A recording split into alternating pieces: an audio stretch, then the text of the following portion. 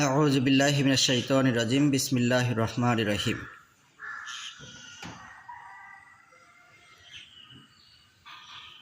এই মুহূর্তে যারা আমার আলোচনা শুনছেন সকলের প্রতি আমার আন্তরিক সালাম। আসসালামু আলাইকুম ওয়া রাহমাতুল্লাহি ওয়া বারাকাতুহু।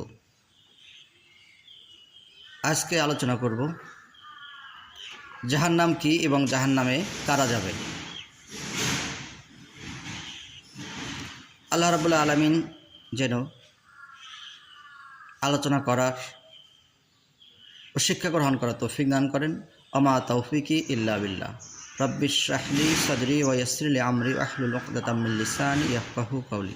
রব্বি জিদনি ইলমা, রব্বি জিদনি ইলমা। সম্মানিত উপস্থিতি, আল্লাহ রাব্বুল আলামিন কোরআনুল কারীমের ভিতরে স্পষ্ট বলেছেন, যদি আমরা কোরআনের কাছে তা জিজ্ঞেস করি, হে কোরআন, জাহান্নামটা কি? কোরআন জবাব দিচ্ছে, ইন্না জাহান্নামা কানাত মিরসাদা। নিশ্চয়ই জাহান্নাম হচ্ছে একটি ফাঁদ। যদি আমরা প্রশ্ন করি, এ জাহান্নাম এখানে কারা থাকবে?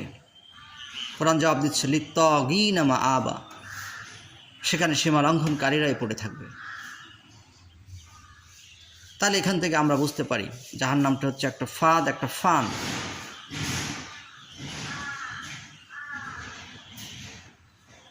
পাখি ধরার জন্য যেরকম ফাঁদ পেতে রাখা হয়, ঠিক অপরাধীদেরকে ধরার জন্য জাহান্নাম একটা ফাঁদ, একটা ফানের মতন রয়েছে। সেখানে অপরাধীরা পড়ে যাবে, সীমা লঙ্ঘনকারীরা পড়ে যাবে। অপরদিকে কোরআনুল কারীমের ভিতরে এটাও বলে দেওয়া হয়েছে যে মানুষ কোন কোন অপরাধের কারণে জাহান্নামে আসবে। আল্লাহ রাব্বুল আলামিন কোরআনুল কারীমে বলছেন যে ফি জান্নাতি ইয়াতাসাআলুন। সেদিন জান্নাতবাসীরা প্রশ্ন করবে আনিল মুজরিমিন, যারা অপরাধী তাদের ব্যাপারে। মা সালাকাকুম ফি সাকার, তোমরা কোন অপরাধে জাহান্নামে এসেছ? তারা সেদিন জবাব দিবে, ক্বালু লাম নাকু মিনাল মুসাল্লিন। তারা জবাব দিবে, আমরা পৃথিবীতে নামাজ পড়তাম না, আমরা মুসল্লি ছিলাম না।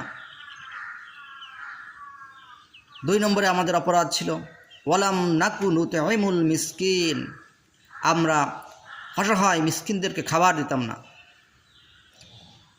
ওয়া কুন্না নাখুদু মাআল খাইদিন, এবং যারা সত্য এবং ন্যায় কাজে বিরোধিতা করতো আমরাও তাদের সাথে সত্যের পথে বিরোধিতা করতাম। ওয়া কুন্না নুকাজ্জিবু বিয়াউমিদ্দিন, এবং আমাদেরকে যে বিচার দিবসের মুখোমুখি হতে হবে, বিচার দিবস রয়েছে, এটা আমরা বিশ্বাস করতাম না। আর ঠিক এই অবস্থায় হাত্তা আতানা আল ইয়াকিন, আর ঠিক এই অবস্থায় মৃত্যু আমাদের সামনে এসে হাজির হয়ে গেল। সম্মানিত দিনদার ভাইরা, তাহলে এখান থেকে আমরা যে 4টা কারণ পেলাম জাহান্নামে যাওয়ার কারণ। 1 নম্বর হচ্ছে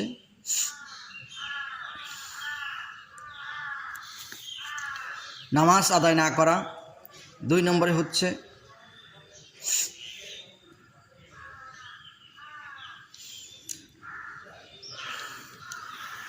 যারা অসহায় গরিব রয়েছে, মিসকিন রয়েছে, তাদেরকে খাবার প্রদান না করা। 3 নম্বরে হচ্ছে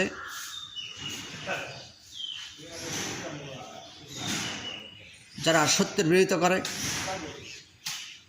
তাদেরকে সত্যের বিরোধিতার কাজে সহযোগিতা করা। 4 নম্বরে হচ্ছে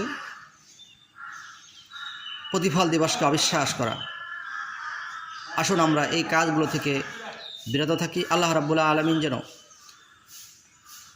আমাদেরকে এই কাজগুলো থেকে বিরত থাকার তৌফিক দান করে এবং জাহান্নামের কঠিন আযাব থেকে রক্ষা করে। আমিন। আসসালামু আলাইকুম ওয়া রাহমাতুল্লাহি ওয়া বারাকাতুহু।